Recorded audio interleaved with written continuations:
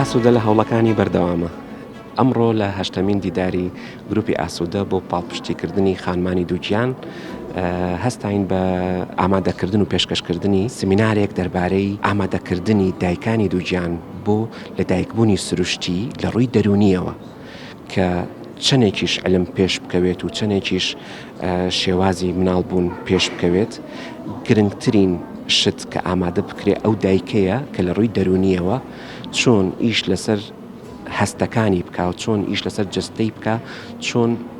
ڕوبەڕووی ئازارەکان ببێتەوە، ئەو ئازارانەی ئەوەی کە لێکدانەوەکانمان بۆی جیاوازە. بۆیە لە ڕێگەی ئەم تەمارین و تەکنیکانەی خۆ ئارامکردنەوە هەوڵمانە یارمەتی ئەو خانمانە بدەین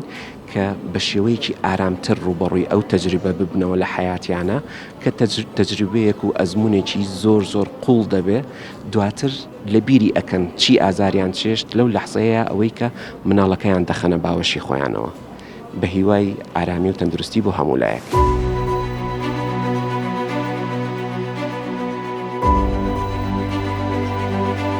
ئەمڕۆ لە تاوەری تەندروستی سمارت بە هەماهەنگی لەگەڵ گروپی ئاسوودە هەشتمین خولی بۆ دایکانی دووگیان بەڕێوە چوو کە تێیدا کۆمەڵێک بابەتی جەستەیی و دەرونی بۆ خانمانی دووگیان ئاماژەی پێدرا لەلایەن کۆمەڵی دکتۆری بەڕێز و زیرەک کە تایە دکتۆرە هودا بە باسی بابەتی خوێنخەستی بۆ کردین کە هۆکارەکانی و چارەسەرەکانی چین لە ماوەی دووگیانی و هەروەها دوای دووگیانیش چۆن مامەڵەی لەگەڵا بکرێ و دکتۆری یازگار باسی خۆ ئامادەکردنی منداڵبوونی سروشتی کرد کە لە ڕووی دەرونی و لە ڕووی جەستەییشەوە چۆن بتوانانی خۆتی بۆ ئامادەکەی و کاریگەری دەوروبەر چییە، چۆن نتوان هاوکارە بکەن و هەروەها دکتۆر کەژانیش باسی بابەتی سەفەرکردنی کرد کە گونجاوترین کات بۆ ئەوی تۆ بتوانیت لە کام سێیەکی دووگیانیەکەتا باشە بتوانین سەفەرکەی گونجاوترینە ئەویش لەژێر ڕێنمایی و چاودێری دکتۆرەکەتە. هەروەها دکتۆر پەیامیش کۆمەڵە ڕاهێنانی جەستەیی پێکردین کە ئەوێش بۆ خانمانی دووگیانە بۆ ئەوەی بتوان منداڵبوونێکی سروشتی ئاسانتریان هەبێ. بەڕاستی ئەم سیمینارە کۆبوونەوانە کە ئەگرێ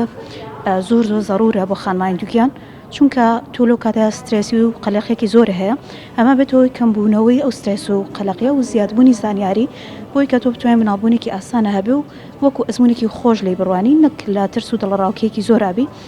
بەرەکەت بکەوێتە تەمەنتان و معلوماتتان دەستان خۆش بێ و سەرکەوتوو بن.